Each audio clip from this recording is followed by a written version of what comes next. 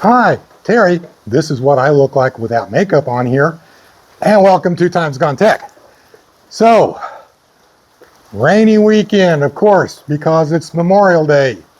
So I'm standing out here in my carport, which needs some serious cleaning, which I planned on getting to today, but I don't think I'm going to be doing it now.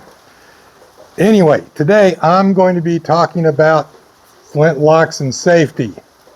So don't go away.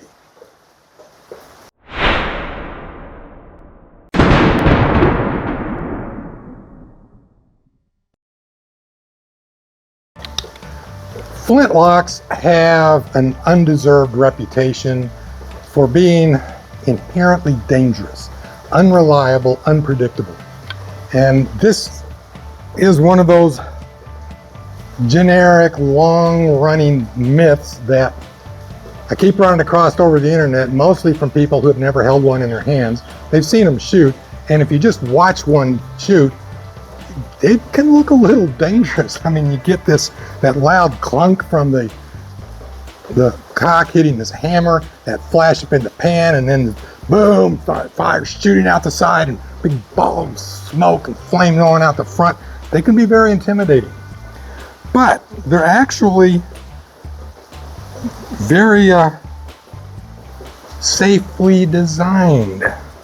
There are some good safety advice about flintlocks floating around on YouTube and the internet, and there are some absolute total bullshit advice floating around on the internet and YouTube. And you know, if you've been watching my channel, I love to challenge the bullshit. Got no problems with the legitimate advice, but I'm allergic to bullshit. So I have no problems at all with challenging people who either don't know what they're talking about, are simply repeating some myth that they were told 50 years ago, and they don't have a clue whether it's real or not, or just downright lying and insisting that they've seen it happen when the physics say it can't happen. Now, this video is not about that. I've got a series about black powder myths, a playlist, busting myths, and maybe not busting a couple of them. Actually, turned out they could actually be true. And I'm not going to go into that in detail here. What I'm going to talk about here are two very legitimate safety risks specific to flintlocks. Now, you might be wondering, what's that got to do with Memorial Day? Very simple. The Memorial Day holiday, it's not really a holiday, it's a time of remembrance to honor and remember those who gave their lives in service to their country. Okay, now, we usually just assume that means in combat. Unfortunately, and especially back in the 18th century, that wasn't always the case. And entirely too many soldiers were seriously injured and then or died simply drilling, practicing, marching. Nothing to do with being in battle. Killed by their fellow soldiers from accidents. And that's what I want to talk about. Those guys. This is a light dragoon carbine from the late 1700s. Now, you'll notice there's got this little thing on here, this little piece of leather. It's actually two pieces of leather sewed together, and it fits down over the hammer. And on military weapons, this is a hammer. Only civilians call it a frizzle. This is a military carbine. It's a cavalry carbine, so this is a hammer. And you might be wondering, well, what's that on there for? Well, that's one of the sources of one of the bullshit myths, and that is that flintlocks are inherently dangerous because they can randomly discharge on half-cock at any time. No, they cannot. In fact, flintlocks are designed specifically to not discharge randomly, ever. But when soldiers are armed or packed shoulder to shoulder, they're out drilling, maybe just a squad or a platoon or even a company. They're being yelled at by their commanders and their sergeants to look alive, move lively, faster, you got to be quicker than your enemy, you got to be faster than your enemy, you got to look smarter than your enemy.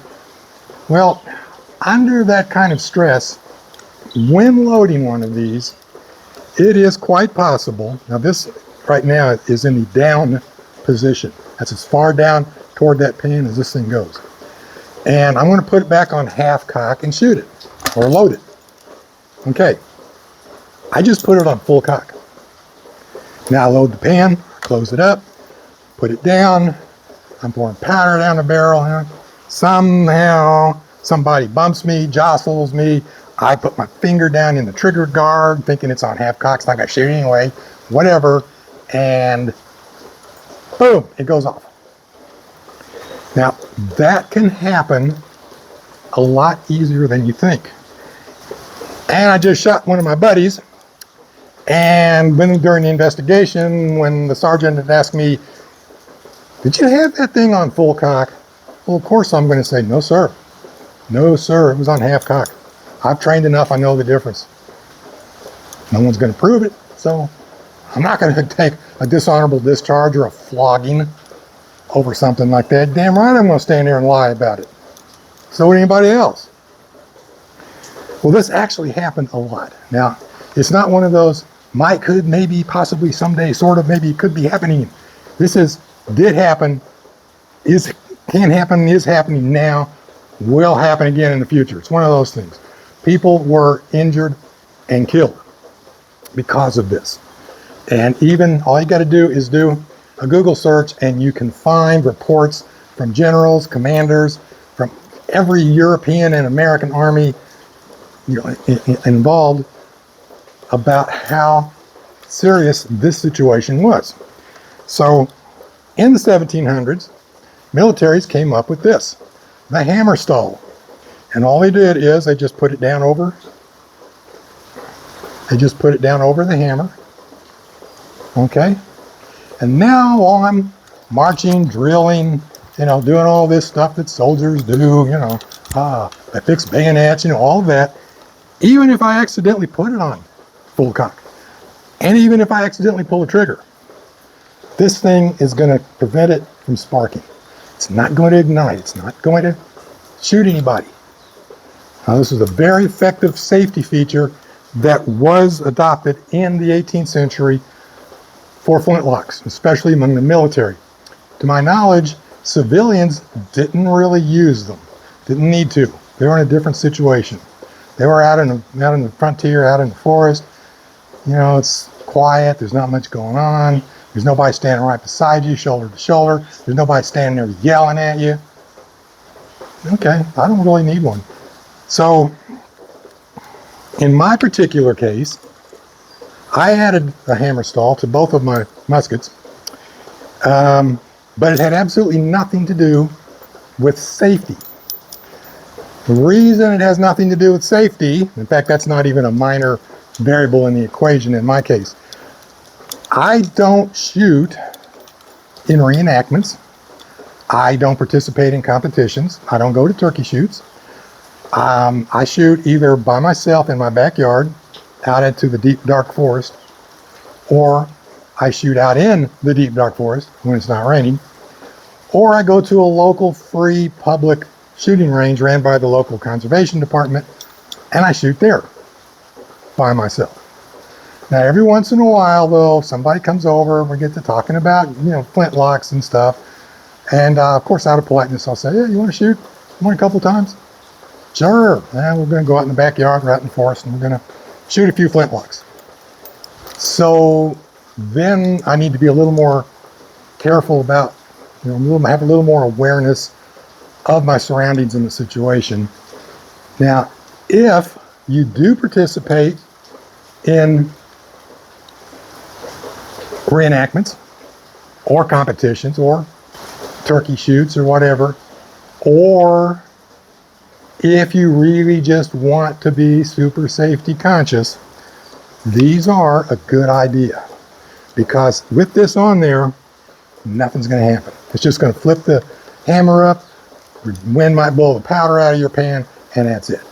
And so that could be a good idea. It was a good idea in the 18th century, and it's a good idea now. I added it because it makes it a little more historically accurate, and I think it just looks cool. Safety didn't have a monkey's fart to do with it, as far as I'm personally concerned. Okay, issue number 2, also a very real present danger. That's right, about flintlocks, which I'm going to show you on this one. Then I'm going to show you how they corrected the problem on my other one. When the cock hits this hammer, sparks, pushes it open, ignites the powder in the pan burns through the vent into the barrel, and the powder in the main charge starts burning, right? Well, duh, everybody knows that. So, what's going on in there? What do we mean when we say the powder is burning? Well, it's literally burning. It's producing huge volumes of gas very quickly. Very hot gas, superheated gas, known as a plasma. Very quickly, generating extremely high pressure. And that pressure is pushing with equal force in all directions.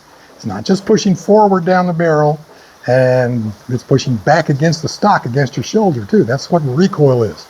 And it's not going mostly down the barrel, and about some of it's hitting me in the shoulder. Half's going down the barrel, half's coming back at you, or me, or whatever. Equal force in all directions. It is a super hot plasma. It means it's pushing out to the sides also with equal pressure. The same pressure that's pushing the ball down the barrel. Now the volume of gas is a lot less in this example I'm going to give you, but the pressure is the same. What about that vent that I just said where the powder burns through the vent into the barrel? Well, now the powder in the barrel is burning. Some of that hot plasma is going to go through that vent back out. It's going to come back out of that vent down there, and it's going to shoot straight off to the right.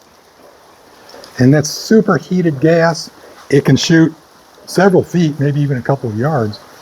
And again, with soldiers standing shoulder to shoulder, the person on the right of somebody shooting has a very good chance of some of that plasma, some of that gas hitting them in the side of the face.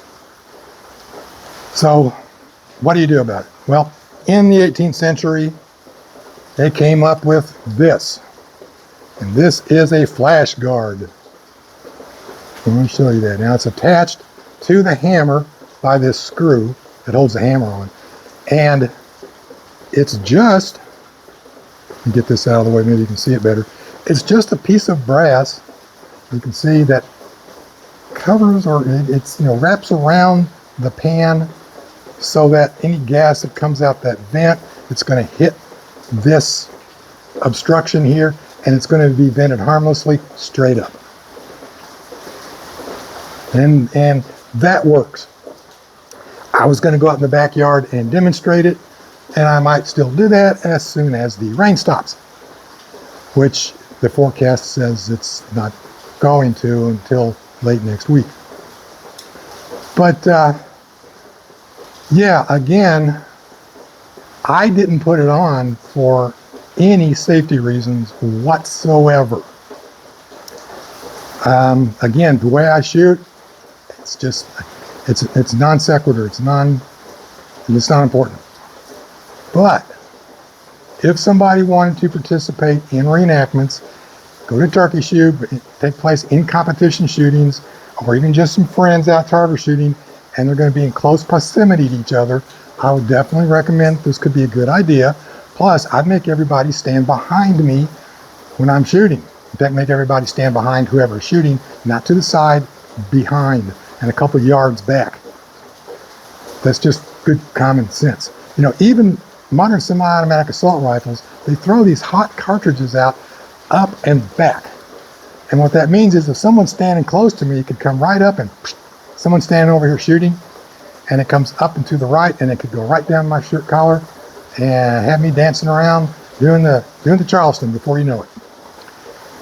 So even when I was in the Army basic training, when we were on the firing range, we used cartridge deflectors because we were laying there, we were sitting there side by side, either laying in prone position or sitting side by side. And because of that very reason, we used cartridge deflectors, brass deflectors we called them in those days. Okay, so That's my little rant for today. I put it on for the same reason I got this sling attached to it. It's because soldiers in the 18th century used slings. I don't like it. I don't use it.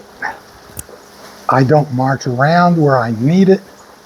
But hey, it looks cool. Huh? It looks cool. Now, I don't know for a fact that flash guards were used when this particular musket was in service, 1748. We know by the late 1700s they were in common use. They could have been used, sporadically or here and there in certain units. The unit commander might have insisted that the soldiers be given flash guards. That's possible. Generals and commanders had a little more power back in those days to make those kinds of decisions. A general could say, well, my army's going to use flash guards, okay? And that's it. His men had flash guards.